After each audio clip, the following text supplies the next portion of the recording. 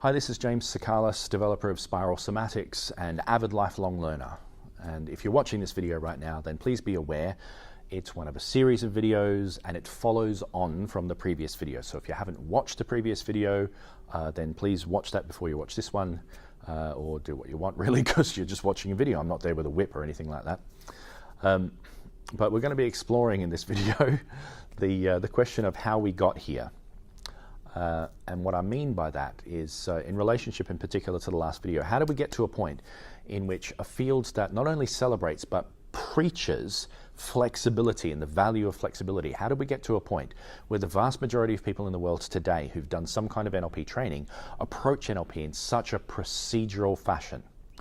And I think there's a number of factors involved in this, but the set of factors that I'm going to be exploring in this video derive from the point in which NLP transitioned into becoming an industry, because it didn't start as an industry, but it's absolutely an industry now. There are thousands of people around the world, like me, for example, who have a business where their primary business is the teaching of or the practice of NLP in some context. And so it was inevitable at some point in history that people would start thinking about the teaching of NLP and the practice of NLP through the lens of business, through the lens of what constitutes good business practice, what makes for a good business model, let's say.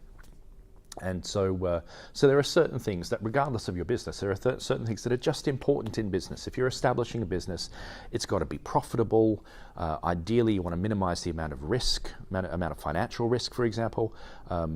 Ideally, it should be scalable. Scalability is a pretty nice thing. And you want to make sure that whatever it is, whatever product or service that you're providing, that it's accessible to the people who are your potential customers, clients, etc., right? That you're not throwing up a bunch of barriers to entry, let's say.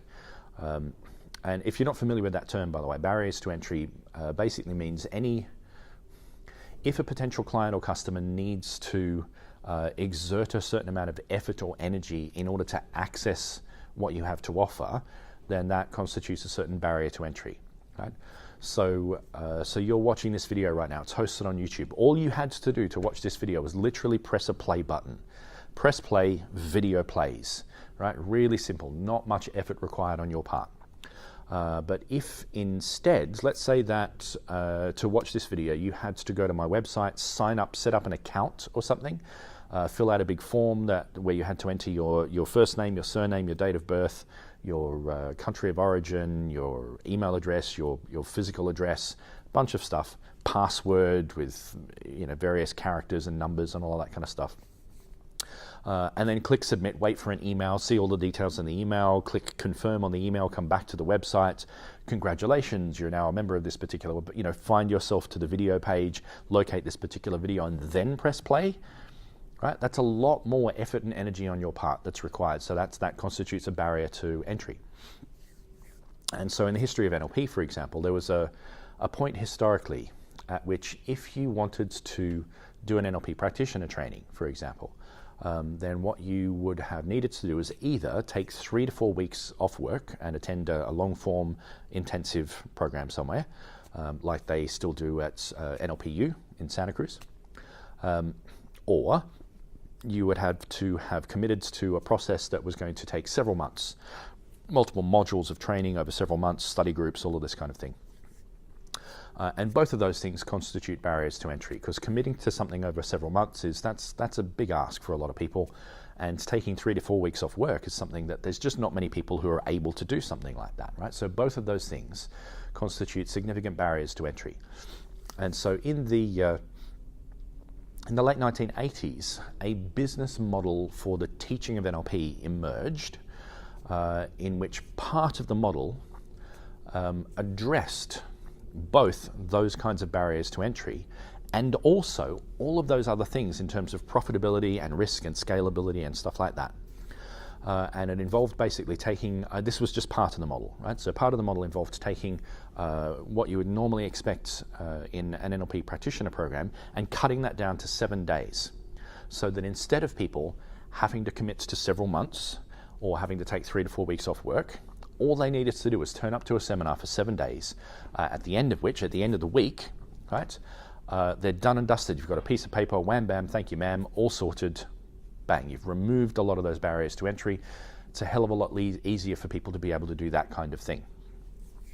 And simultaneously, it also removes a bunch of barriers to entry for people who are not local to you.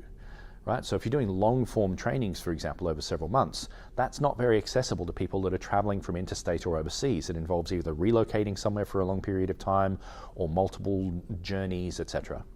But if you're just doing a short-form intensive program, that's a lot more accessible to people who are traveling, to people who are coming from overseas or interstate or whatever it might be.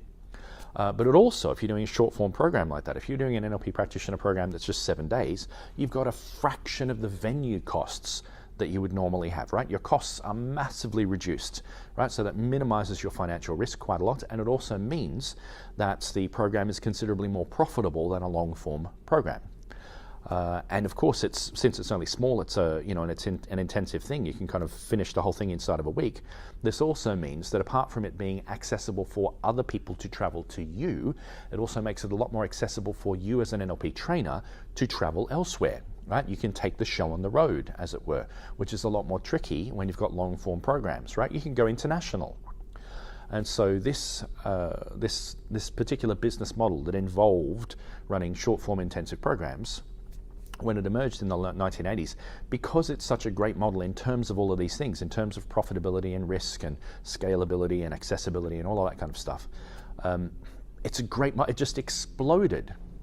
And it has been a fantastic thing for lots and lots and lots of people who today have businesses where they're able to help lots of people, make a positive difference in the lives of lots of people, make a positive difference to the business fortunes of lots of people, while at the same time supporting themselves, feeding their families, putting their kids through school, the whole thing. It's been really, really valuable for quite a lot of people. And it also has meant that today there are vastly more people today who have done some kind of NLP training than would otherwise had been the case if it were not for this particular business model. Vastly more people. But one of the consequences of this is that the vast majority of people who have learned NLP today have learned via that particular model. The vast majority of people today who have done some kind of NLP training have done it in that particular context. And one of the drawbacks of this model is that if you're doing a short-form intensive NLP program, then in terms of the stuff that we were talking about in the previous video, in terms of, for example, the difference between rote learning and procedural learning and pattern-based learning, if you want to facilitate pattern-based learning, certain things are required, right? So you want people to be able to discover patterns for themselves, to kind of get things into their bones. Then you need to provide multiple demonstrations of different variations of the same high-level process so people can sort out the differences and extract the commonalities so that they get the core pattern that's inside that process. And that takes a certain amount of time. And you also need to provide a certain amount of time for people to be able to experiment with that and experiment with a whole bunch of different ways of expressing and facilitating that same high-level process. And so this particular approach to learning, this pattern-based approach to learning, while it's incredibly valuable for the purposes of improvisation and adaptability and that kind of thing, is also something that inherently takes a certain amount of time. Not a huge amount of time, but it does take a certain amount of time, and there's just no getting away from that. Whereas if you adopt a more procedural approach to learning, it takes considerably less time, because all you have to do is do a demonstration of a particular way of doing a technique, give step-by-step instructions for here's how to do this technique, get people to do that in an exercise, right? Just reproduce the demonstration, basically, debrief the demonstration, the exercise, and off you go, you're done. Right? And more rote-based approaches, more kind of scripted approaches, are, well, they take no time flat. I mean, how much time does it take? You hand somebody a piece of paper, say, read this at your partner, and then debrief and you're done, right? Like it takes no time flat. So if you're someone who is using the business model involving these short-form intensive 7-day practitioner courses, and you want your people, your participants, to leave with a whole bunch of tools that they can use in life, in business, etc., then you've got 7 days in which you've got to teach rapport and calibration and state elicitation and the Milton model and the meta model and submodalities and neurological strategies and a bunch of other things, as well as a whole bunch of processes, a whole bunch of application patterns.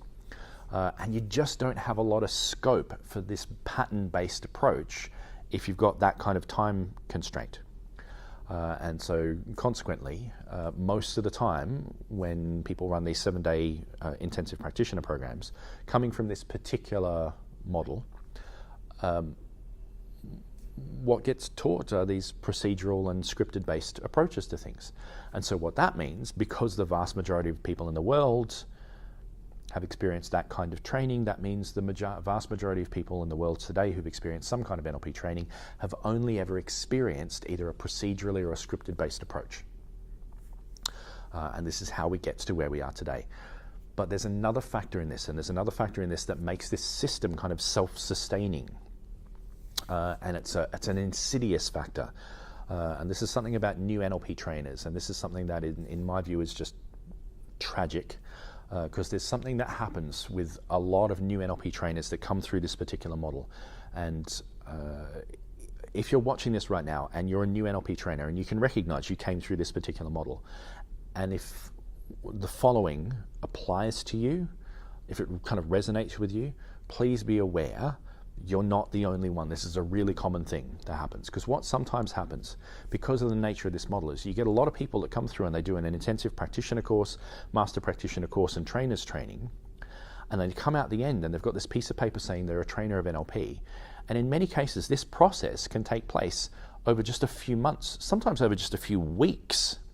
And now they've got a piece of paper saying that they're a trainer of NLP. And for the people that then want to go out and teach NLP, because not everybody does, right? Not everybody who does a trainer's training wants to teach NLP. Some people just want to keep learning, you know.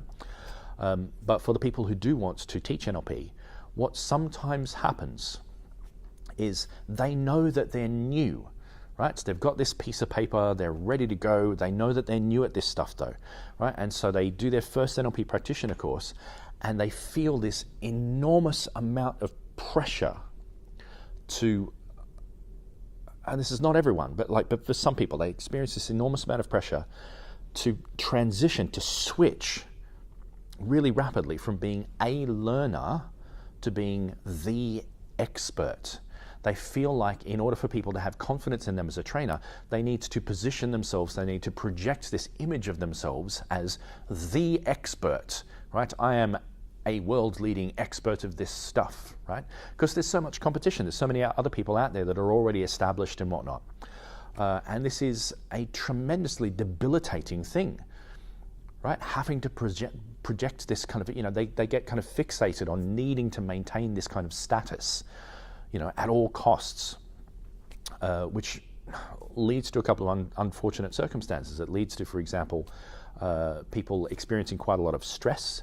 You know, it puts me in mind a little bit of a line from a Terry Pratchett book that I'm rereading at the moment called Small Gods. Great book, by the way, in which there's this small god, a god that doesn't have very many believers, you know. And belief is the thing that kind of determines how big a god gets and this kind of thing. And so there's always like other bigger gods out there and predator gods, that kind of thing. And so there's a line in this book that says one of the problems about being a god is that when you're a god, you don't have anyone to pray to. And that's something that for me kind of touches on a part of what a lot of people experience when they have this thing going on, when they feel that they need to project themselves as I am the expert of all of this kind of stuff, right? Like if I've got stuff that I'm struggling with, I can't let that show because I have to be the expert. I have to be the person that's just got this stuff inside out, you know? And so it's quite stressful, right? And of course the other thing is, in many cases, and this is the bit where this kind of ends up sustaining this system. If someone has feels this incredible pressure to need to maintain this kind of projected image of expertise and being the expert, that often prevents people from even being willing to entertain the idea of going back into a training room, someone else's training room, as a student, as a learner again, right? Because they fear that that's going to involve a drop of status. People are going to not recognize them as so expert after all if they're still learning this stuff, this kind of thing, And so a lot of people stop themselves from doing that. They stop themselves from continuing to learn, not just from their teacher, but from other people, other different styles and things like that. They're not going to go there, right? Because they don't want to experience that drop of status, right? And in some cases, the few who do go on and continue to learn and explore different styles and approaches to NLP, in spite of the fact that they put themselves into a course as a participant, as a learner in that course, they will nonetheless project themselves to their other students as if they are the expert. I'm just kind of here visiting, as it were, which just demonstrates profound insecurity and often ends up with people thinking that you're a bit of a dick, frankly. But this is a thing that happens that's just not healthy. If you're a new NLP trainer, it's not healthy. It's incredibly stressful. There's no need for it, and it's doing yourself and your students a disservice. And so what I'd recommend that you have a think about, if this is something that resonates with you, if you're a new NLP trainer and you go, oh my God, yeah, I do feel this incredible stress to, I've got to present myself as the expert. Give yourself a fucking break, right? You don't need to. If you think that you need to present yourself as the expert in order for people to have respect for you as a trainer, you're fucking wrong, right?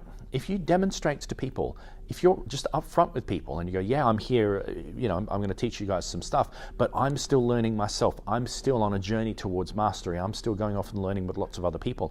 I'm not there yet, right? People respect that, right? This is a valuable thing. It's a really powerful thing.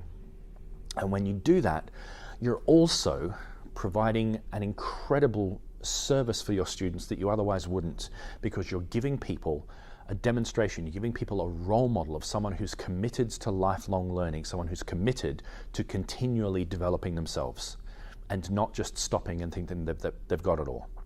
And so I recommend this for you. If you're a new NLP trainer and this is something that resonates with you, by all means, please consider just giving yourself a break and dropping the need to have to present yourself as the expert. You'll feel so much better, you'll feel so much lighter, and you'll present a far much more useful demonstration for your students and open up possibilities for you to really continue to learn and develop into the future. So I really hope that you do.